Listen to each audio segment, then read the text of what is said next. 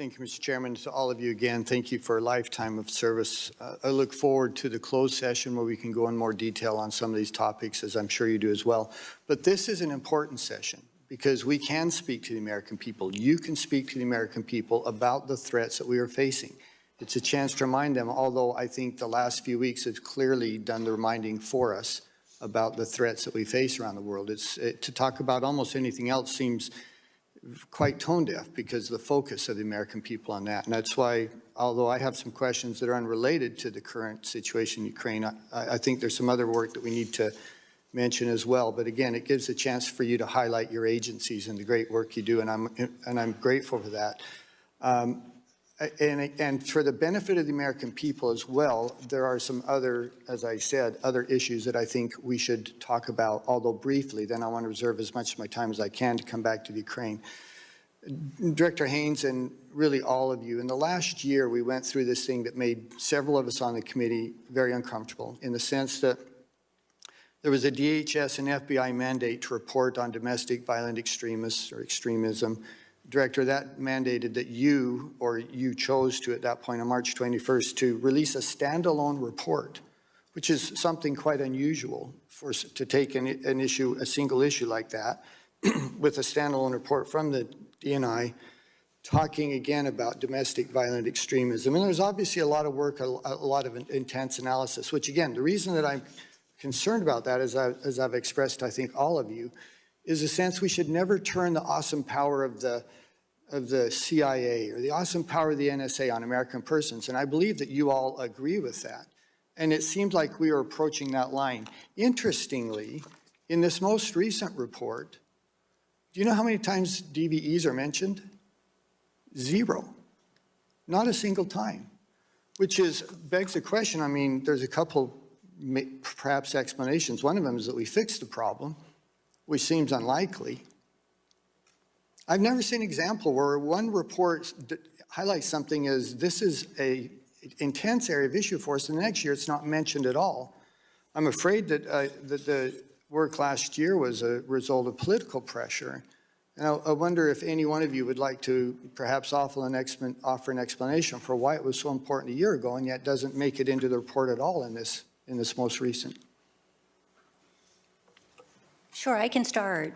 So it is mentioned, it's just under a separate name. You'll see we talk about racially or ethnically motivated violent extremism, and that is a form of, in many respects, domestic violent extremism. Obviously can occur in other places, but it also occurs domestically. And it does remain a problem, but I will turn to Director Wray to talk about how much of a problem.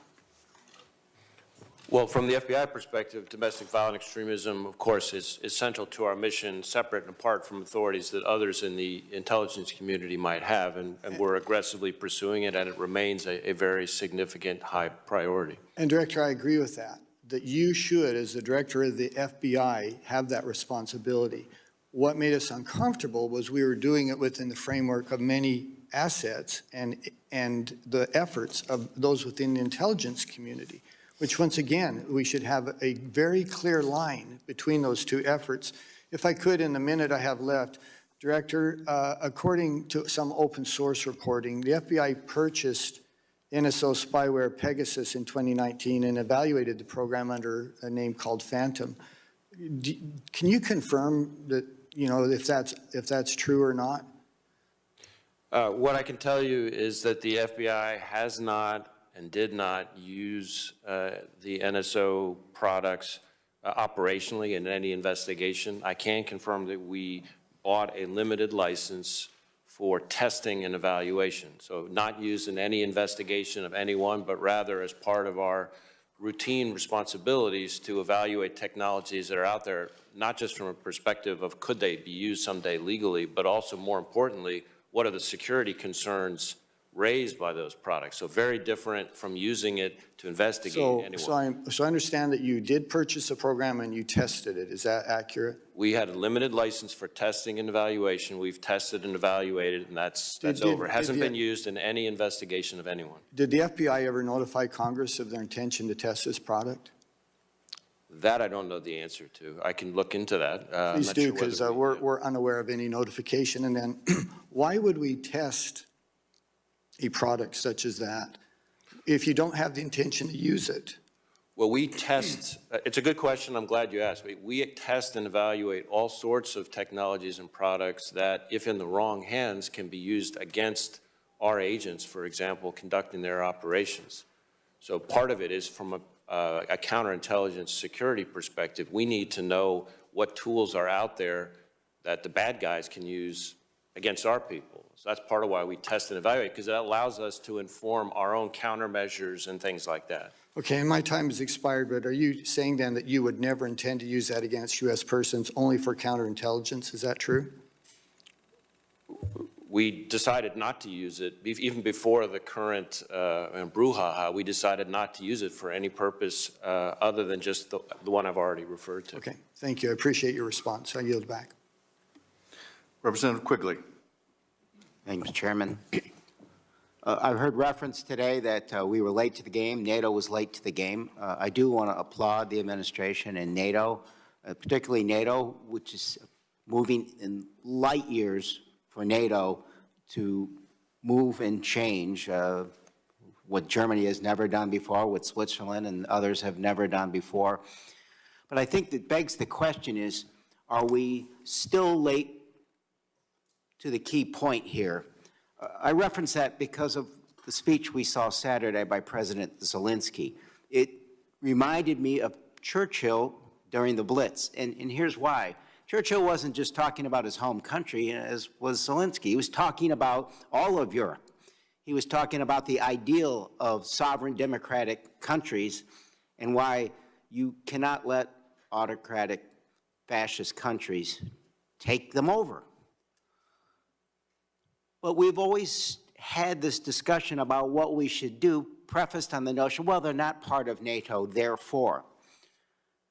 In the final analysis, Ukraine, what they represent, and what they have done so far represents the highest ideals, personification of what we wanted NATO to be.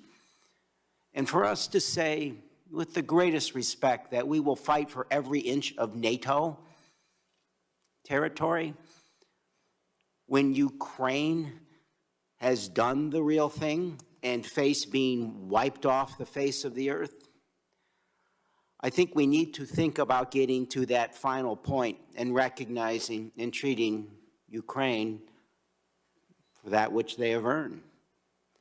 And I know that that's a big move. But if we're going to get there anyway, because of what we're about to witness in the coming weeks, do we still want to be behind the curve? But as we move forward, let me just ask a few points. In 2019, Director Coates said that Russia and China were more aligned than at any point since the mid-1950s, and the relationship is likely to strengthen. Director Haynes, let me ask you, do you believe that's still the case? Was it more the case before this invasion? Has this changed that calculus? And do we believe that Beijing is looking at this as surprised, perhaps, as Putin was of the Western response? Thank you, Representative. I think Director Coates was exactly right. I believe that it continues to be the case that they are getting closer together. We see that across a range of sectors, economic, political, security, and expect it to continue. I think there's a limit to which it will go, but nevertheless, that remains a concern. And in terms of the impact of the current crisis, I'd say that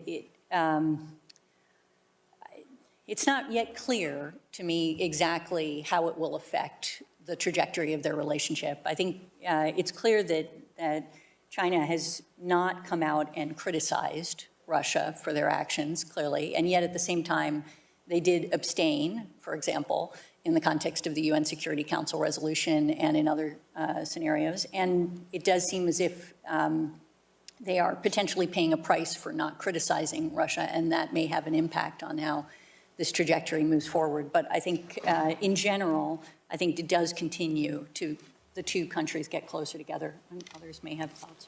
All I would add, Congressman, is I think Director Coates was right, and I think, if anything, that relationship, the partnership between Russia and China has strengthened since 2019.